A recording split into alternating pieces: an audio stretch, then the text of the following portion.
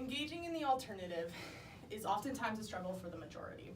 However, seeking shards of truth in the midst of the obscene is deemed honorable. Assuming that the individuals observe cultural traits displayed by others, deciding whether to copy them based on their overall preference for the displayed traits, produce traditional trends.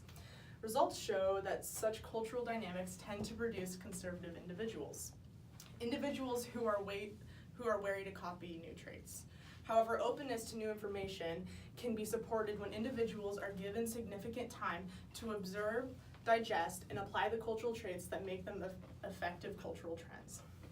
So, throughout the course of high school and college education, the majority of students engage in studies about the radicalization of present-day protests in order to emphasize their movement's points, i.e. feminism, self-immolation, or traditions of the past like the Aztecs and Mayans who practiced human sacrifice.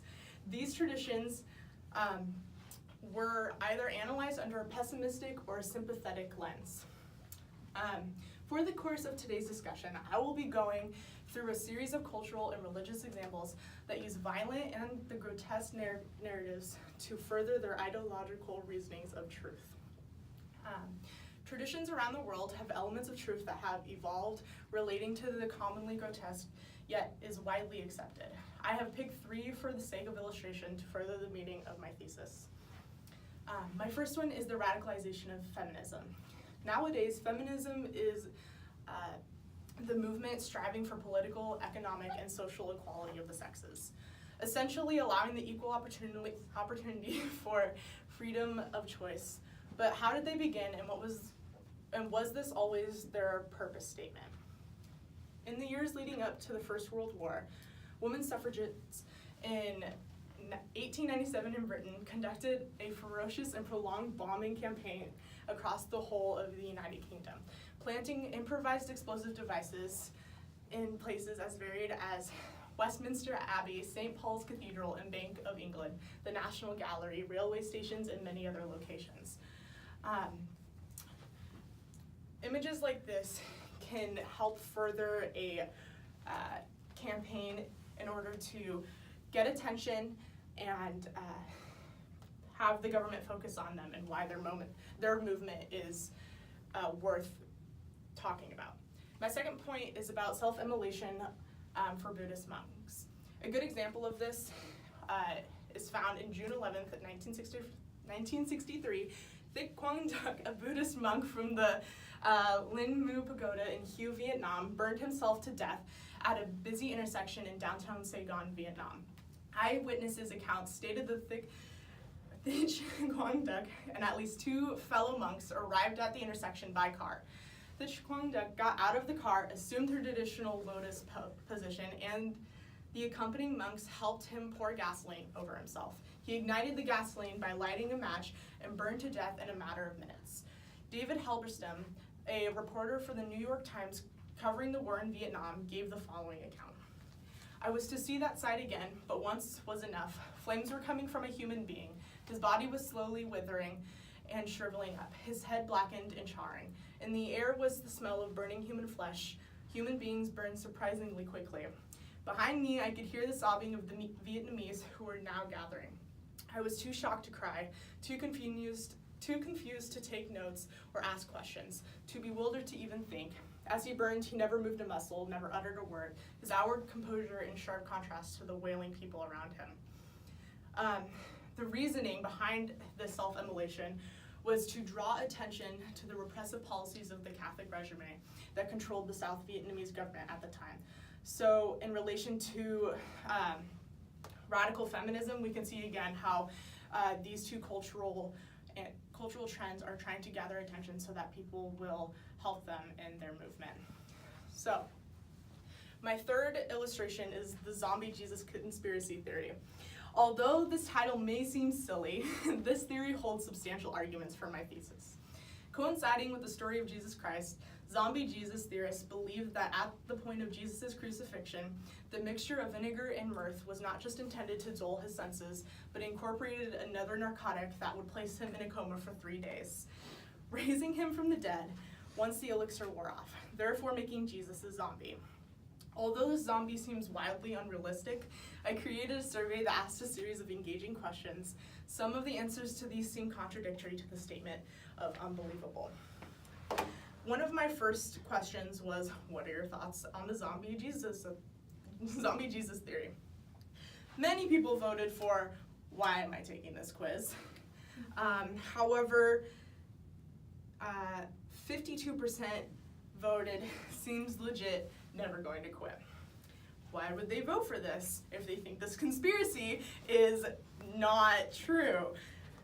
My second point, if my screen will scroll down, is, have you accepted zombie Jesus as your Lord and Savior?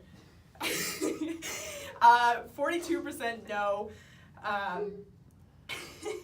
37% said yes. Yet we see a contradiction here. People want to believe, they want to engage, but they can't get themselves to go behind this because it's not culturally acceptable. So, this brings to question as to why people would engage in a cultural ideal where self-harm or violence is prevalent. I'm going to go into why there is a cultural trend for this through psychological reasoning.